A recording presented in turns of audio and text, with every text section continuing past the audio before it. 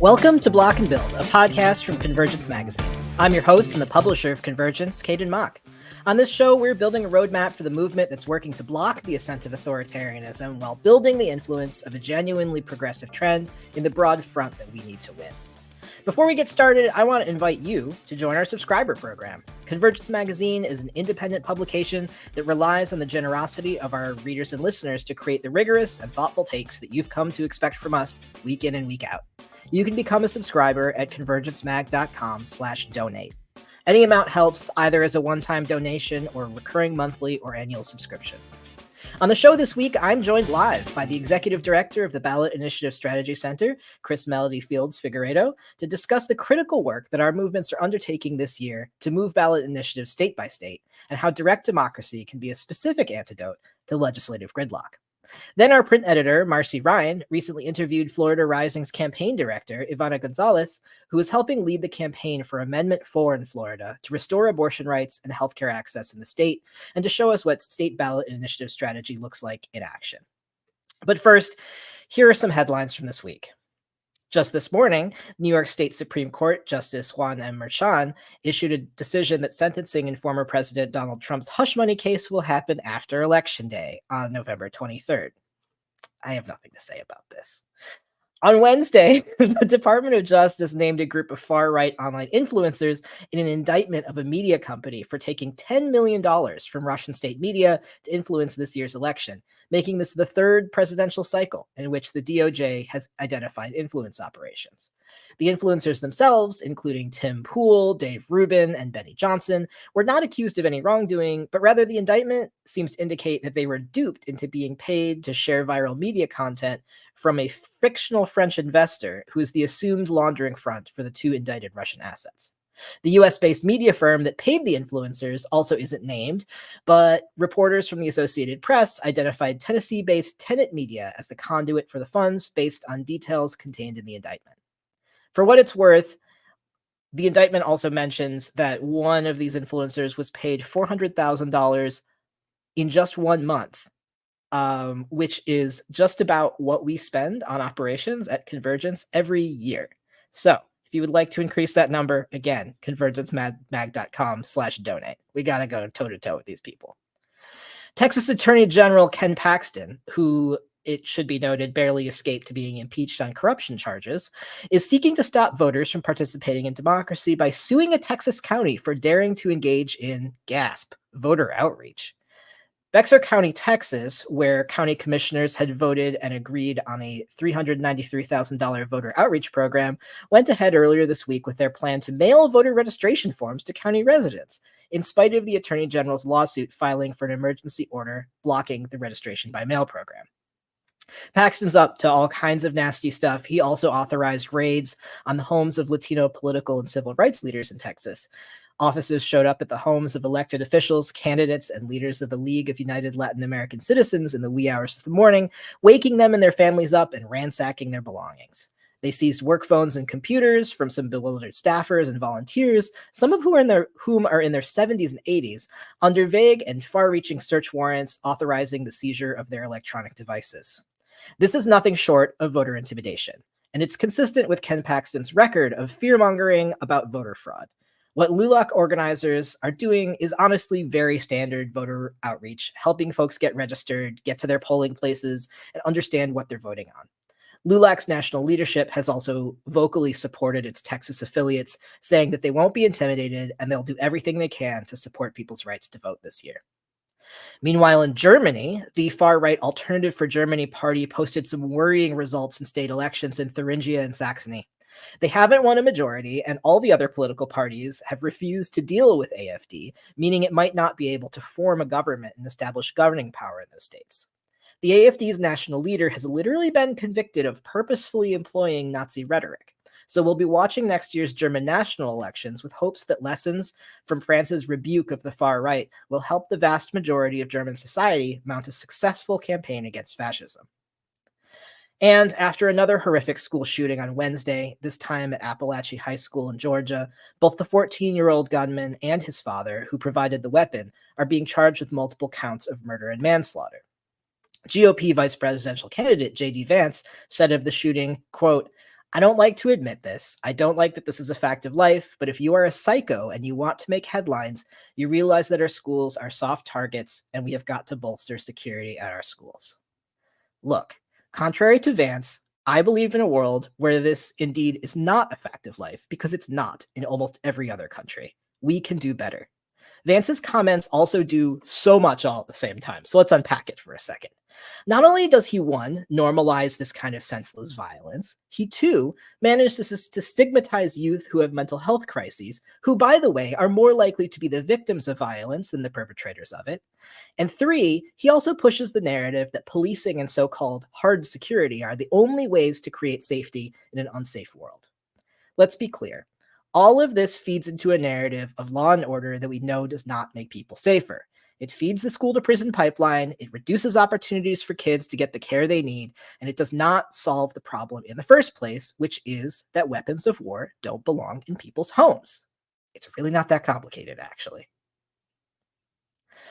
And with that, man, this has been a busy news week. But with that, I would really like to welcome my friend and our guest this week, Melody Fields Figuerdo, to talk about her organization, the Ballot Initiative Strategy Center, and the really important work that they're doing to support direct democracy all across the United States.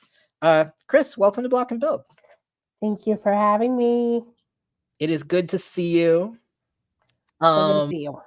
Yeah. Could you tell us a little bit about the Ballot Initiative Strategy Center, what your work is like, and also how you came to BISC and what your experience has been like there?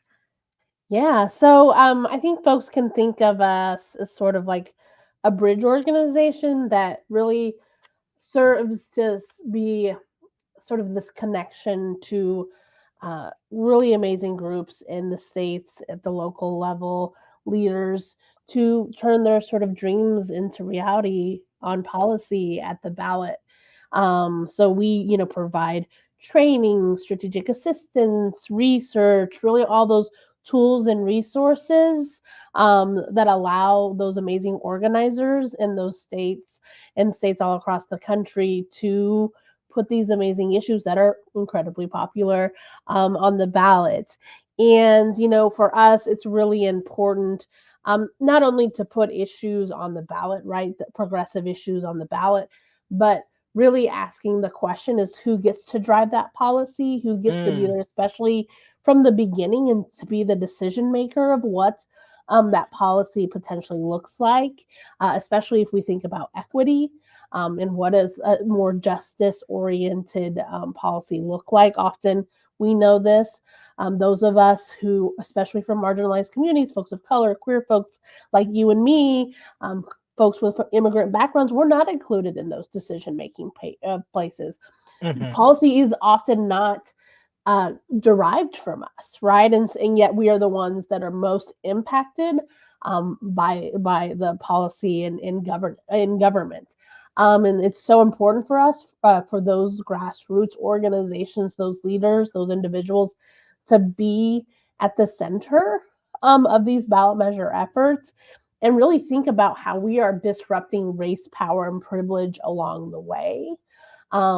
It's just so fundamentally important. And then how are we also building power? Like, yes, we can win policy at the ballot, but if we're also not changing the conditions on the ground, and especially over the last several years, as we've actually been incredibly successful at the ballot on progressive issues, we're seeing these rising attacks around direct democracy as well. So, it's so important for us to really have that people-centered, movement-centered focus when we think about how we use ballot measures as a tool. And we call it a potential, we want it to be a tool for liberation. And what does that liberation look like? How I got to BISC, I'm an organizer through and through. I've spent my career working on advocacy, working for candidate campaigns many, many moons ago. I'm an immigrant kid. I was born in Venezuela, came to the U.S. at a really early age, and I've always really sort of described myself as someone in between worlds. Ni de aquí, ni de allá, neither from here or there. 1 foot in Venezuela, where I was born, and 1 foot in the United States. I've always had these questions around what does it mean to be enough, American enough, queer enough, uh, Latina enough, all of these things. And so that has really been a driving force for me to create a world where I feel like I belong. I like to say, part of the work that we have to do is one that is worthy and that we deserve.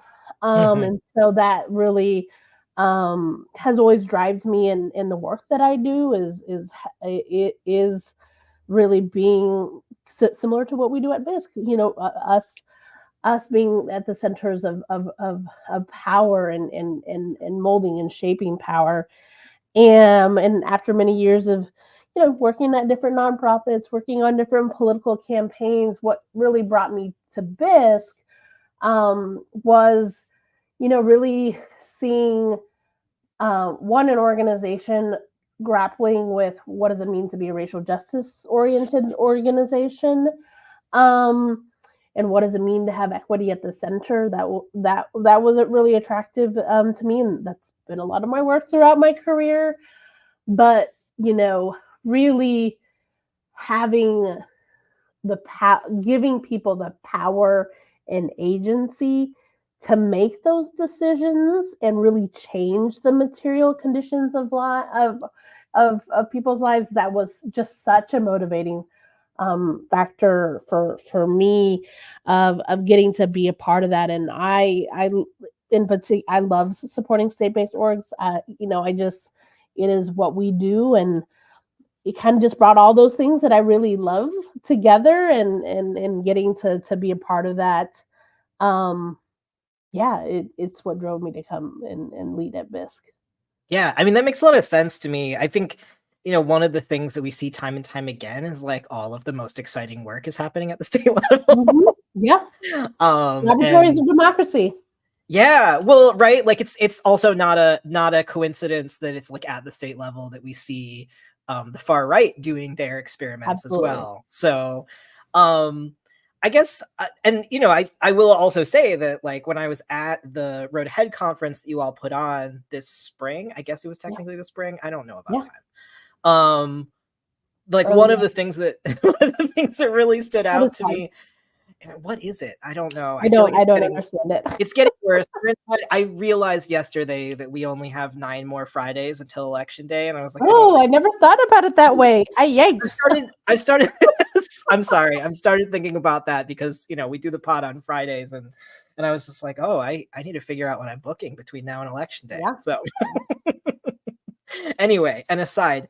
But one of the things that really stood out to me was thinking about this sort of like what you said, this sort of like laboratories of democracy principle, and then also thinking about how like with ballot initiatives, people are fired up about this work in a way that they are not necessarily about a candidate anymore, right? Like I think that it's fair to say that a lot of voters are, especially the kinds of voters that are like informed about this stuff, are like over candidate, like putting too many eggs in any one candidate's basket. And I know that you all have also been talking about block and build as a strategy, but could you talk a little bit to how you see ballot initiatives being a crucial part of block and build? Yeah, I mean, listen, there is what has happened over, and this has been a strategy from the right for decades to absorb and consolidate power, right? And that is really played out at the state level through a myriad of things like gerrymandering, front and center, which is, using the things like the census as a way to radicalize and not count communities, right? It's all these like sort of pieces, and that has led to in the states a lot of Republican trifectas, and because of that, we have not been able to see progress on a number of issues that we know are wildly popular to people regardless of party affiliation, right? And so as power is consolidating. We are moving closer and closer to authoritarianism. I think there's a lot of arguments that that in many ways we're an oligarchy, and that the wealthy and special interests have much more say in government than we do, right? People.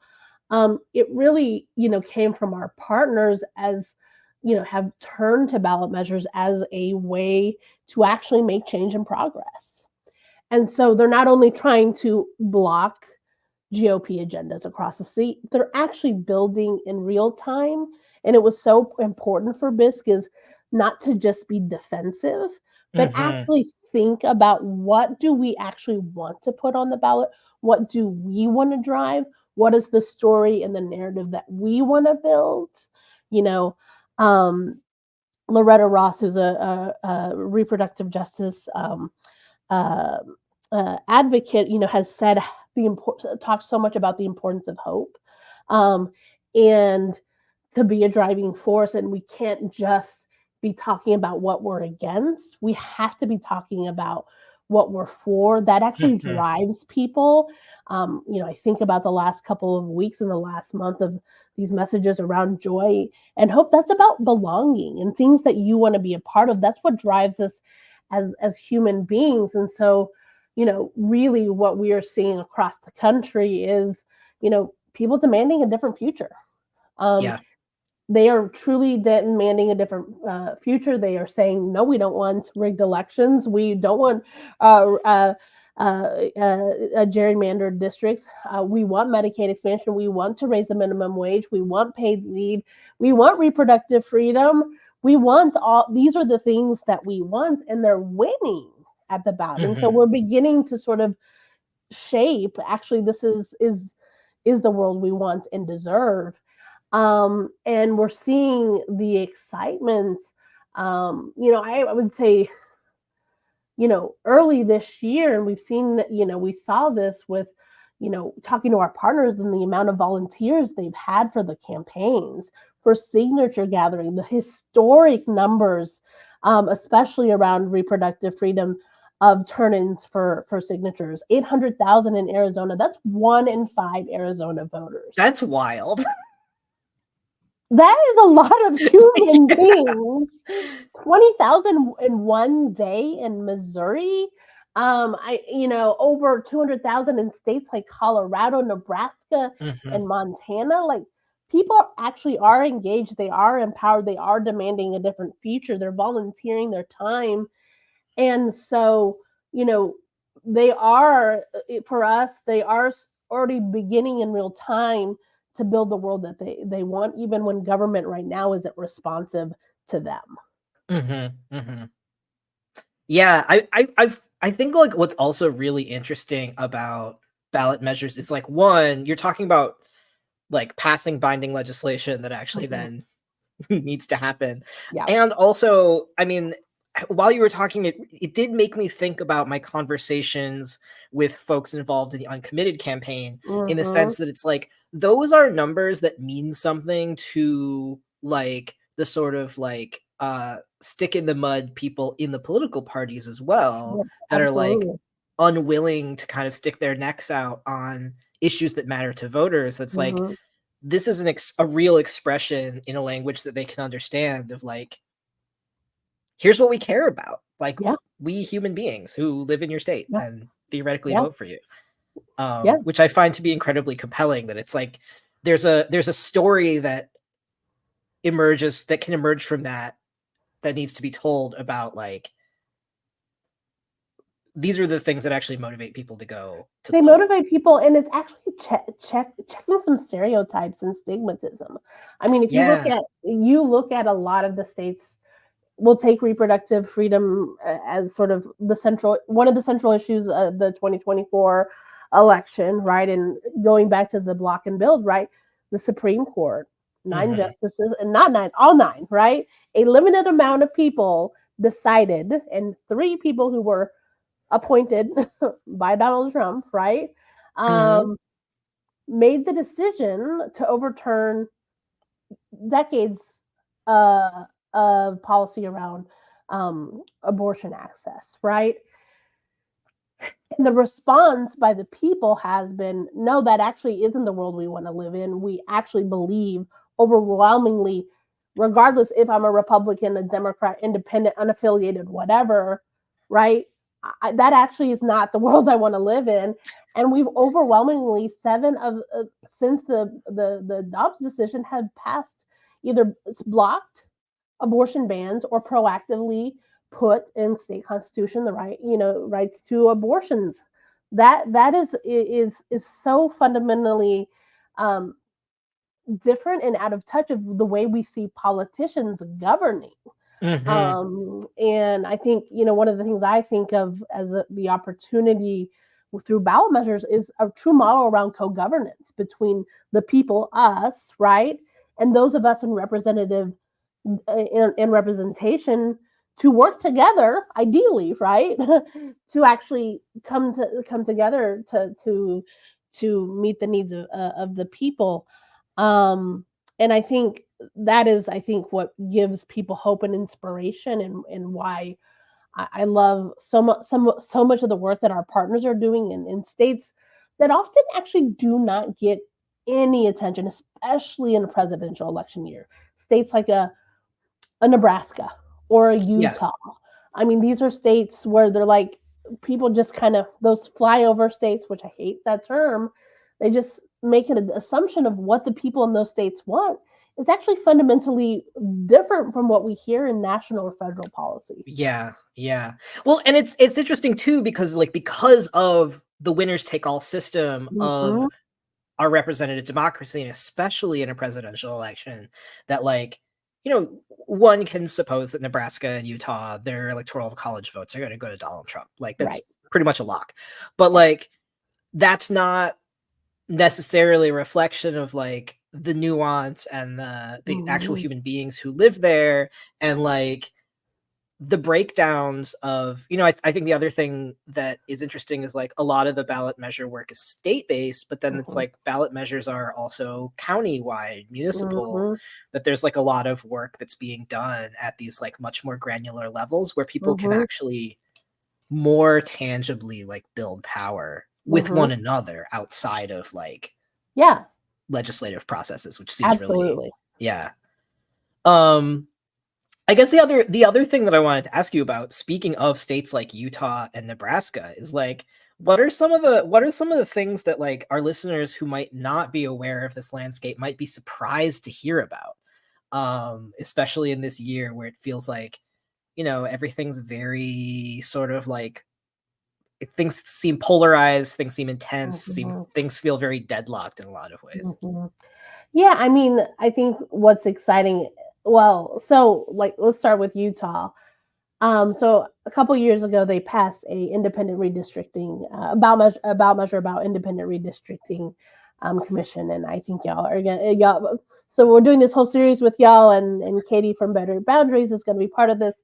So I can't wait for folks to hear more about their story. But because they were successful at that on independent redistricting, which was then legally challenged, the state legislature didn't want to implement it. They won in the court, and just a couple of weeks ago, their state legislature referred a measure to the ballot that would essentially allow the state legislature, regardless of what the people voted on, to overturn any ballot measure. And even if voters rejected, say the legislature put something on the ballot that the people didn't want and they rejected it, the legislature should be like, we don't care what the people want.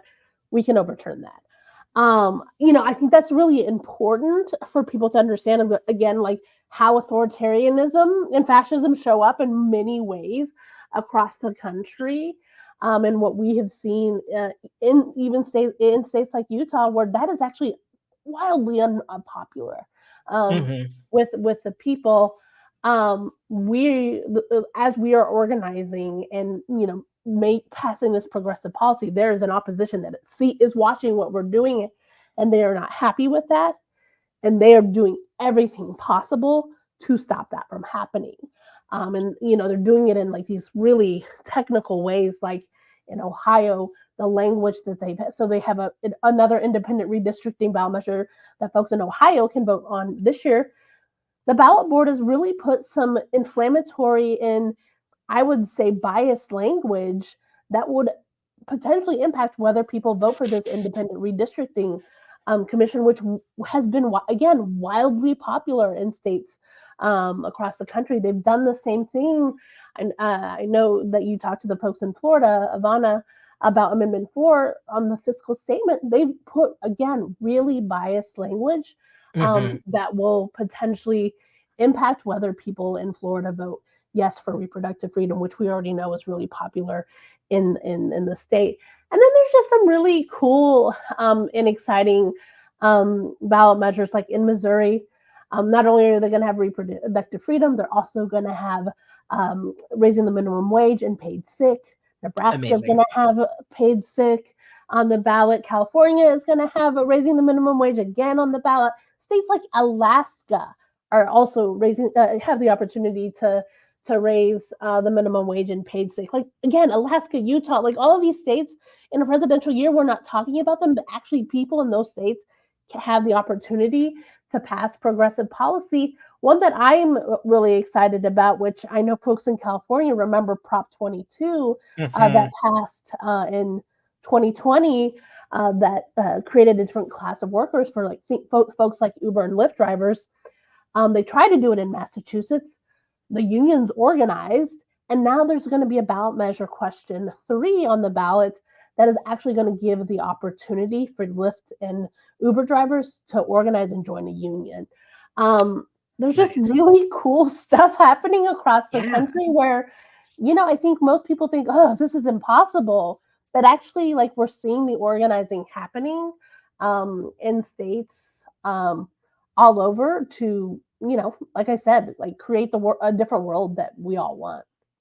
Yeah, I mean, I think one of the things that, especially that Utah story that really highlights and is just how much this was putting the democracy back into democracy, right? That like organized people can actually go toe to toe with people who control the sort of like more obvious levers of power. And I guess maybe I should have talked about this at the top of our interview, but like one of the things that we are doing this year with you all is putting together this series where folks from the states are going to be writing about their campaigns, talking about the work that they're doing, and really highlighting some of this stuff that I think, a lot of the sort of like mainstream political media is just not covering it at all in ways that like, and certainly not in ways that highlight the like people power aspect, right? That I think that like, if you read sort of mainstream media, I live in California, so we talk about ballot initiatives all the time, the good, the bad, and the ugly. But like, even the way that sort of like our local mainstream media covers ballot initiatives is like they sort of talk about them like they come from the ether and like nobody really knows. Yeah, exactly. And it's like, no, a lot of this is the direct efforts of organizers. And I think that story really needs to be told. So I'm excited about this series, because it clearly there are a lot of fights that are alive this year across the country that mean a lot to a lot of people. Yeah, and I think there's like really exciting, like in Colorado, like the only Latina reproductive justice organization, a multi-entity organization in Colorado, is the leader of the reproductive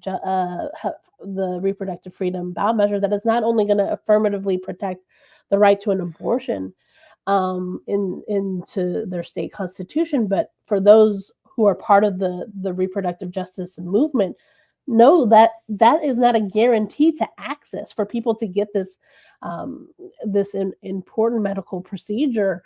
That actually is not always going to be the case, and they're also looking to overturn a ban on state funding for things like Medicaid, where low income workers, that's incredibly important. In states like New York, they're not just thinking about reproductive rights, they're thinking about an equal rights amendment, and that's what they're looking to pass in New York, that is going to provide protections not just for reproductive health, but also prevent discrimination for LGBTQ plus people too. So I think all of these things are just so important, and it serves as a counter narrative when, you turn on the TV and there's a lot. You started with news at the top, and there's this so much abysmal things that feel like constantly happening, and that is real, and that's important and urgent, right? That we have to address it. But um, what I've always loved and respected about ballot measures is they're showing us a new way forward. And I often say it is our opportunity to have love letters to our people, Mm. which I think is this, like, has been for me the sort of call to action.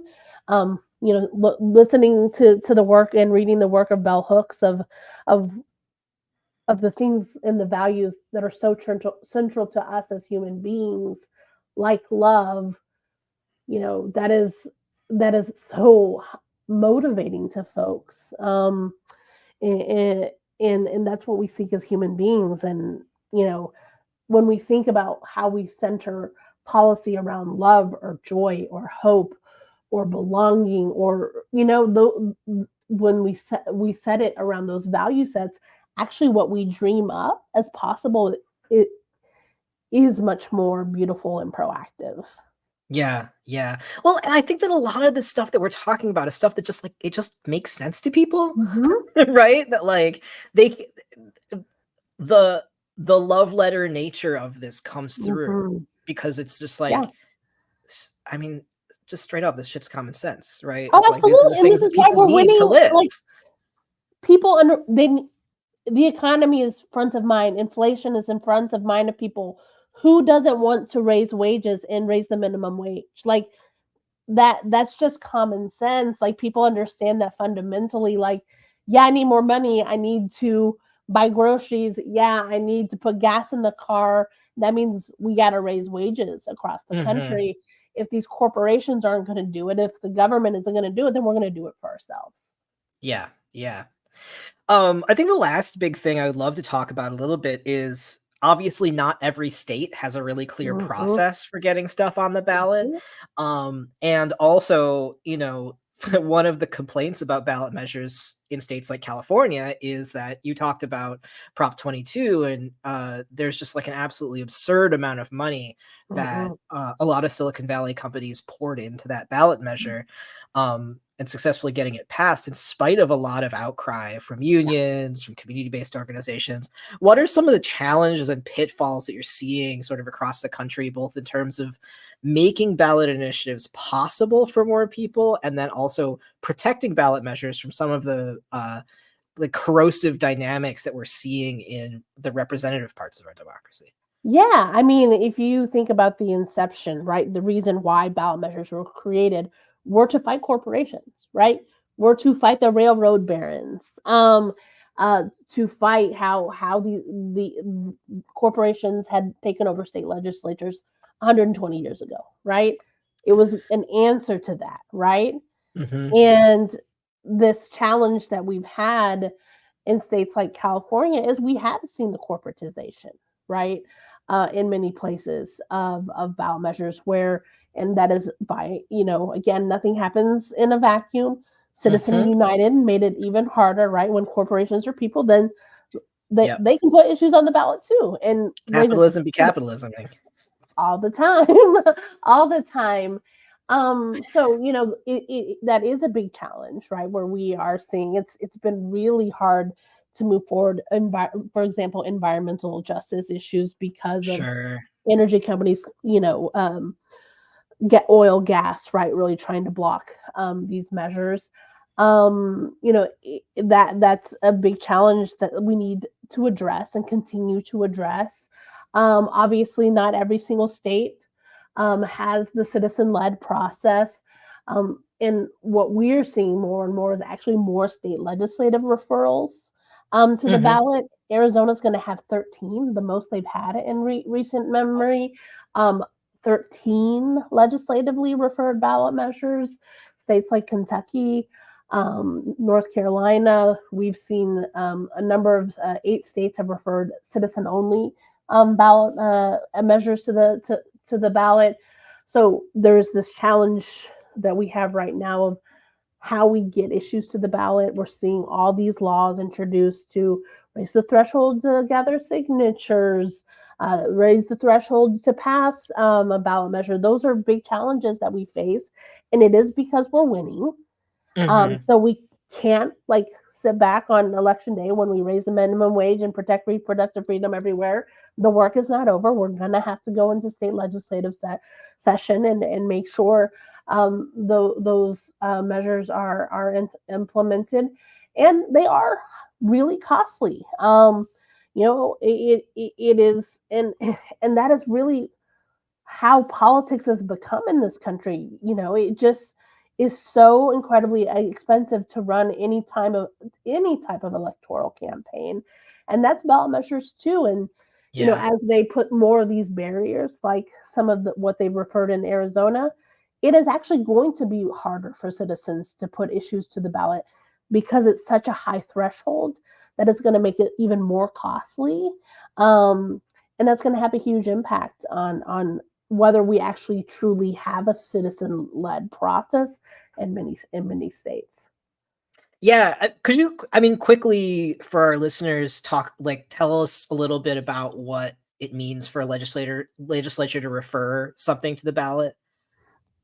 Yeah, so the legislature any state legislature across the country could refer an amendment to the ballot, which would essentially be an amendment to the state constitution on a host of issues. So, for example, in Arizona, because they have been progressive organizations have been so successful in the state to pass things like the minimum wage. They're going to pass reproductive freedom this year.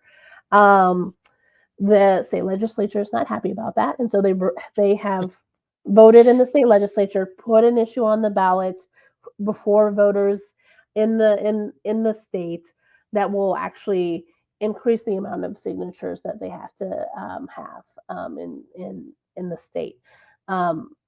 They're doing this all across Utah was another example, and they're doing things also like in Kentucky, they refer to ballot measures that will have a huge impact on public school education and funding, and allow those funds to be used for private schools. So that is how it's playing out across the country. And what we have seen more and more, and even this year, I think there's of the initiatives on the ballot, 83 are legislatively referred, and only, oh my gosh, I'm going to forget the number, only 34 are citizen initiated. That's a big unbalance right now. Yeah. And it almost seems like it's like kind of like trying to sneak a poison pill in there. Absolutely. Sometimes we call it ballot candy. They'll put some stuff that seems attractive to voters. They're like, ooh, for example, in Missouri, there's a ranked choice voting ballot measure, and I'm forgetting the exact addition to that, but they're adding these things to these measures that sort of might make it more attractive for people to vote, and they're actually not going to get the intents or the full impact of what they actually want. Yeah. So what I'm hearing is organizers have their work cut out for them. Always, every day. 365 days a year. That's right. Whether it's a presidential election year or not. Exactly.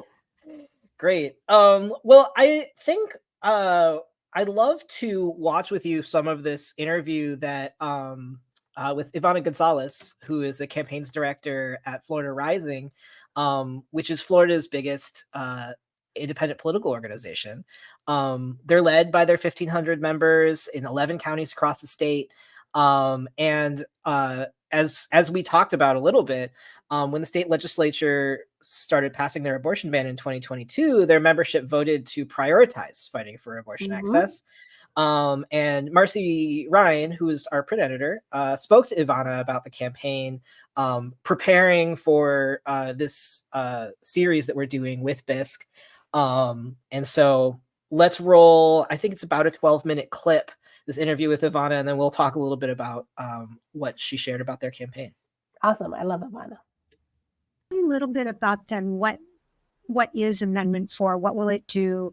And who is the entirety of the sort of the coalition behind it? Amendment 4 is a citizen-led constitutional amendment that is meant to end government interference in abortion. Florida has a process for citizen-led ballot initiatives, which means that we have to collect signatures. The exact number is calculated as a proportion of the total voters in the presidential election immediately prior to the one that we're trying to get on the ballot for. And so in our case, we had to collect close to 900,000 validated petitions across the state of Florida with some specifications around like what congressional districts they had to come from, right? So we had to have geographic spread. We ended up collecting over 1 million validated petitions. So we write the bat like citizens, community groups, like Florida Rising, like Planned Parenthood, the ACLU. We were a part of crafting the initial language that we felt was going to honor the will of the majority of Floridians. We then built an amazing operation to collect over 1 million petitions. We started that petition collection drive in May of 23. We finished qualifying by end of that year, so in December of 23. In February of 2024, we were before the Supreme Court, so that's the next step in the process. Once you qualify, the Supreme Court has to hear the ballot language, and basically they have to approve it for ballot placement. That has historically been a rather bureaucratic process. They're checking to make sure that the proposed ballot language is 75 words long, that it's not intentionally confusing. And there's one other requirement that I'll remember in just a second. So they're supposed to do a check for these things, and it gets placed on the ballot. Unsurprisingly, even that process was highly politicized because Florida Supreme Court, the Florida Supreme Court is dominated by DeSantis appointees, who has been very clear from the beginning. He's the one responsible for passing these bans in large part. And so we faced an uphill battle, but we had an amazing legal team that knew this issue inside and out and faced a truly like unremarkable and unprepared opposition legal team. And so we really felt like the Supreme Court was in no position to deny the strength of our arguments. That was the case. We ended up getting placed on the ballot.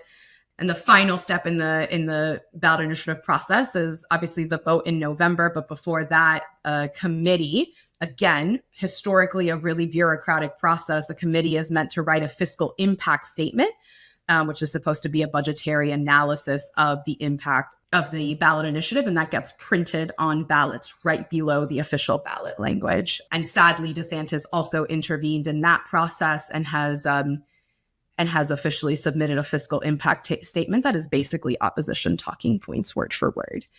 And so we are more clear than ever that this ballot initiative is about protecting abortion access for upwards of 80,000 patients in Florida a year, and also about protecting the integrity of democracy. Over 1 million people signed a petition. Public opinion polls consistently show how much folks disagree with abortion bans like the kind that Florida has right now. And the continued interference of government in our personal medical decisions and the democratic process that exists is very much what's at stake in this election for us with Amendment 4. It strikes me as you're describing all of these obstacles and interferences that you could look at this possibly as an example of electoral autocracy in practice. I wonder if is that an accurate characterization? Yeah, I would say so. When you are intervening in systems that are meant to be neutral to the extent that that's possible when humans are involved, and breaking precedent, right? Because Florida has a beautiful, rich history of citizen-led ballot initiatives, and what we're seeing this round against Amendment 4 to end government interference in abortion is breaking with what has been the process in the past, because they're scared. They're scared, and they know that when Floridians have a straight shot to make the decision, they will not side with extreme abortion bans. So I know when we talked a little bit ahead of this, we talked about this, very broad and deep work you're doing to kind of block this right-wing attack on reproductive justice through this initiative. But you also were talking about the ways that you're using it to build political frameworks and the technical expertise and infrastructure that we can use going forward. And I wonder if we could switch gears a little bit to talk about those pieces, I guess maybe starting with your internal political education that you're doing. So as I mentioned earlier, our organization has been really focused. Except for a subset of our organization, our membership, we've really largely focused on housing justice. And, we had this like rousing endorsement of fighting abortion bans as an organizational priority, like I talked about. But we like our staff and a good part of our membership weren't like deep in this work. Certainly we're thinking about abortion as this like standalone fight that we have in the quote unquote modern age. But the reality is that the fight for access to abortion is one battle in a long history of reproductive oppression. For us, I think this has been an amazing opportunity to do deeper political education with our members and with our staff about how reproductive coercion and reproductive oppression has been used against Black communities, Latino communities, immigrants, and Indigenous communities in this country, right? It was controlling the reproductive lives of slaves in the South, right, during slavery, and then it was eugenics against people with disabilities, or eugenics against the women on the island of Puerto Rico, which is itself a colony, right? And then we're coming into this era where the battlefield is abortion access, but it doesn't stand alone. It's just another phase of a long fight to protect the bodily autonomy of women, of people who don't conform to the standards that society deems acceptable and normal. And so being able to like go that deep so that folks see the ways that our fight for housing justice, our fight for climate, our fights for criminal systems reform are all tightly bound together with this vision of reproductive justice that this campaign is centering. I think that political education is what turns what could be a large-scale transactional electoral campaign into something that transforms a movement and transforms individuals, deepens our commitment to this tightly connected movement where you may have come in because you cared about your rent being too high, and you may have joined our movement because you were devastated by the impact of climate change and how every hurricane that comes is destroying communities and getting rebuilt for the wealthy and not for the people who have been there for generations.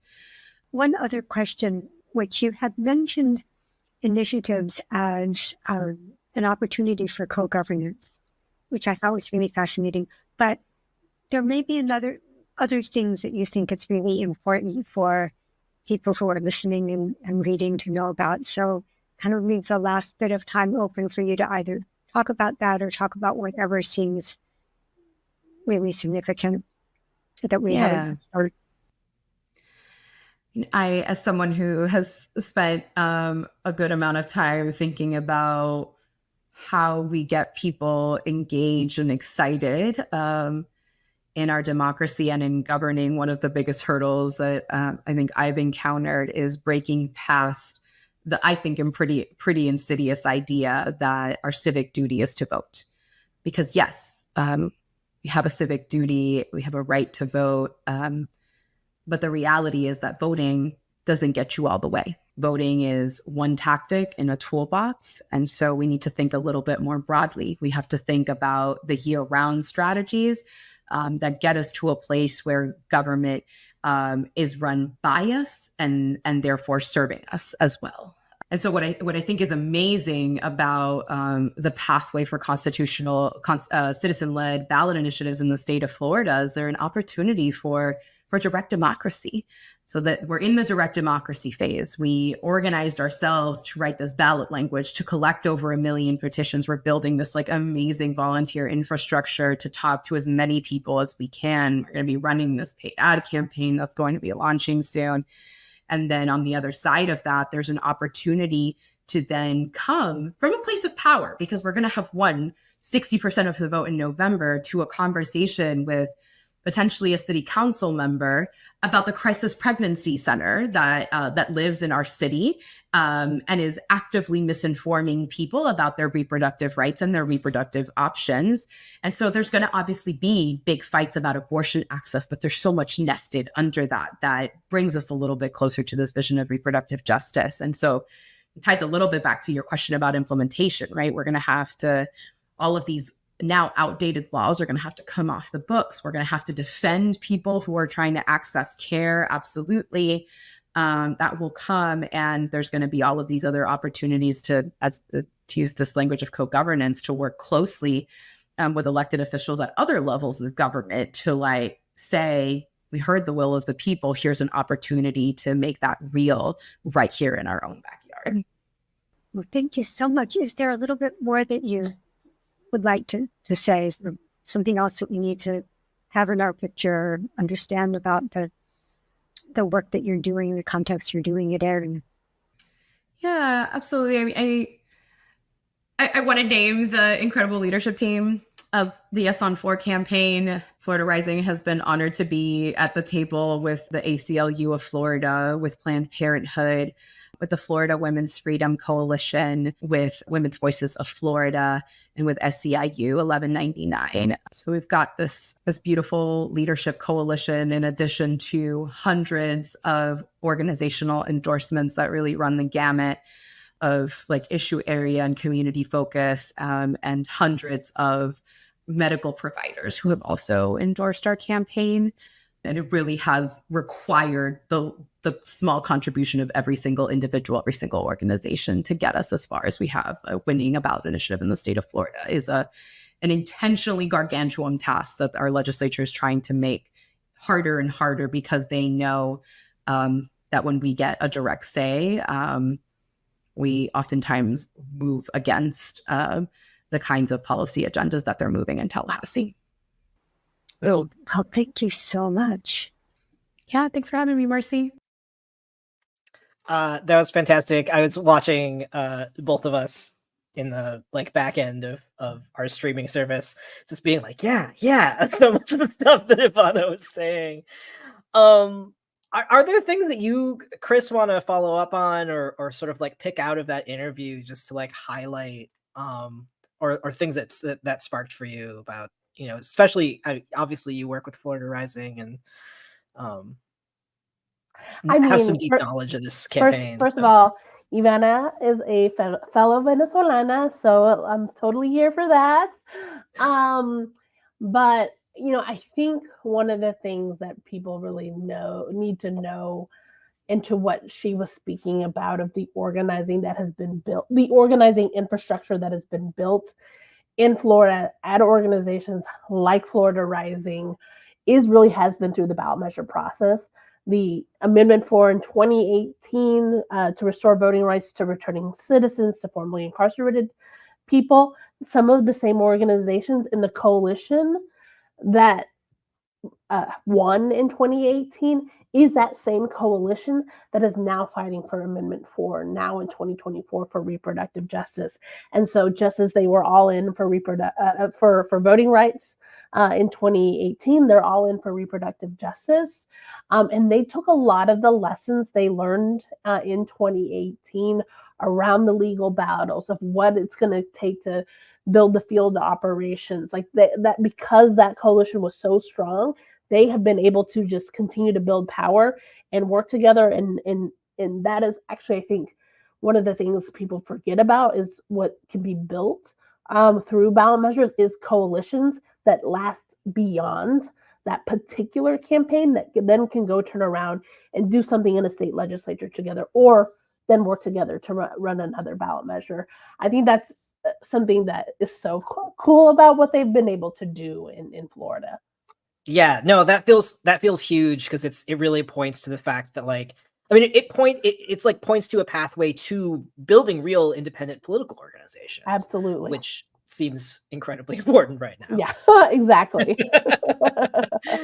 Great. Well, as we wrap up our conversation, do you want to share anything with our listeners that has been keeping you fired up, especially now that we are, inside of 60 days before election day? Yikes. Oh yeah, yikes. What always keeps me fired up is young people. I mean, like, I just see the commitment and folks. I have a badass 16-year-old daughter, and the student activism that I've seen over this last year around college campuses and in high schools too, around Palestine, like that just gives me so much hope of what's possible in the next generation of organizers we're building right now. Gives me a ton of hope, and just always gets me really really fired up when I am trying to sort of like listen to other things that are connected to politics, but also have pop culture. One of my favorite podcasts is Vibe Check. I highly recommend it to other folks. Three Black queer folks, a poet, Saeed Jones, a producer and former